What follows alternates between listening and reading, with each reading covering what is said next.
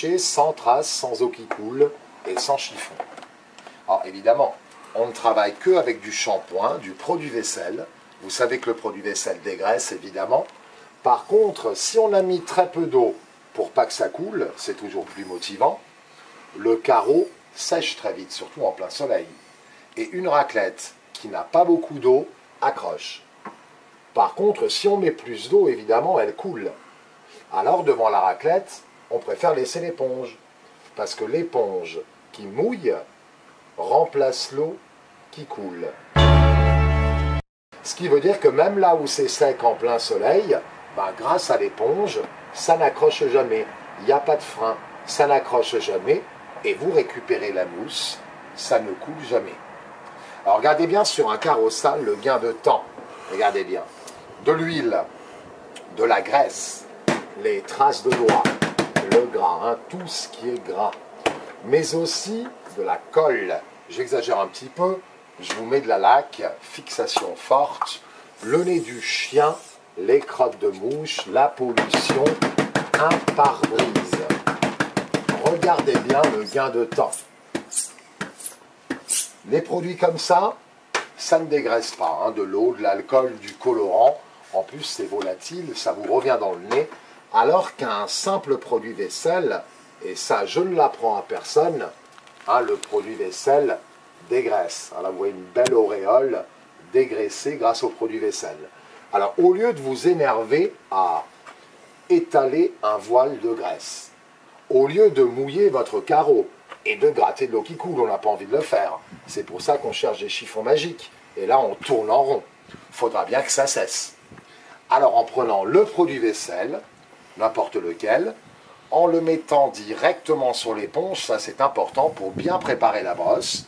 Lorsque je vais prendre un petit peu d'eau dans la cuvette et que je vais essorer très très fort sur les rebords de la cuvette pour ne garder que le shampoing, regardez bien le gain de temps lorsqu'on va tout simplement poser la brosse à plat, les deux en même temps. On va mouiller, dégraisser et sécher en même temps. Pendant qu'il y a des gens qui frottent pour rien, et pendant qu'il y a des gens qui mouillent leur carreau pour rien. On ne peut pas gagner plus de temps. Par contre, là où ça accroche, c'est pas du gras. Là où ça accroche, il faut frotter, ça c'est normal, avec la microfibre. Mais lorsqu'on a enlevé l'eau, pour pas que ça coule, le carreau sèche très vite, surtout en plein soleil, et il n'y a pas de raclette magique. Une raclette qui n'a pas d'eau accroche. Mais nous, on n'a pas envie de mettre plus d'eau. Alors, devant la raclette, on va laisser l'éponge. Et l'éponge qui mouille remplace l'eau qui coule. Alors, on peut bien sûr oublier de la mousse. On peut repasser dessus. On a le droit d'être maladroit. On fait ce qu'on veut. On sait ce qu'on fait. Alors, si les gamins vous mettent les doigts là en bas, le nez du chien, les pattes du chat, eh bien, on ne lave que le bas. Alors, on n'attend pas 6 mois que les carreaux soient dégueulasses pour avoir le courage de mouiller son carreau. Regardez bien les coins. Les coins, le cadre, un petit peu de mousse, jusque dans les coins, on va shampouiner le carreau. Mais lorsqu'on a enlevé l'eau, vous savez que quand ça coule, on est obligé de gratter vers le bas. On n'a pas le choix.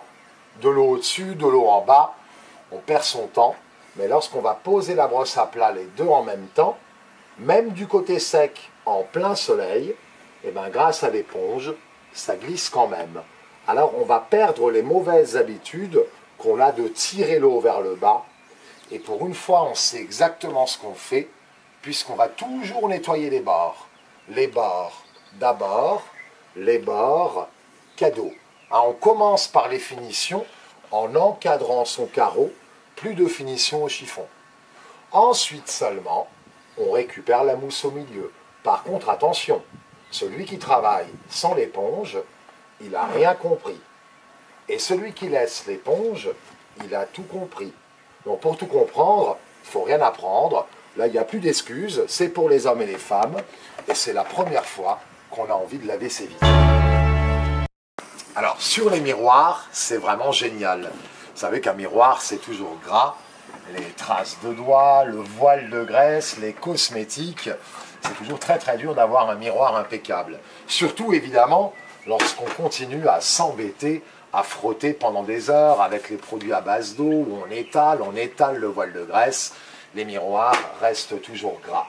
Alors, évidemment, comme on l'a vu avant, si le produit vaisselle dégraisse, si on a fait un réservoir de mousse qui dégraisse et qui ne coule pas, regardez bien le gain de temps sur un miroir. Les deux en même temps. On va mouiller, dégraisser et sécher en même temps. Alors sur les miroirs, c'est génial parce qu'en un seul passage, le carreau est mouillé, dégraissé et séché en même temps. Parce qu'il n'y a rien de plus laid qu'un miroir sale. Avant que les invités n'arrivent, ça vous fait des miroirs tout neufs. Après utilisation, vous sortez la microfibre et vous la rincez à l'eau. Il y a plein de mousse là-dedans, c'est une usine à mousse, donc sous le robinet, elle se nettoie très facilement, vous la remettez dedans, on dit en moyenne 2-3 ans par rechange, et vous pouvez bien sûr recommander ce que vous voulez quand vous le voulez.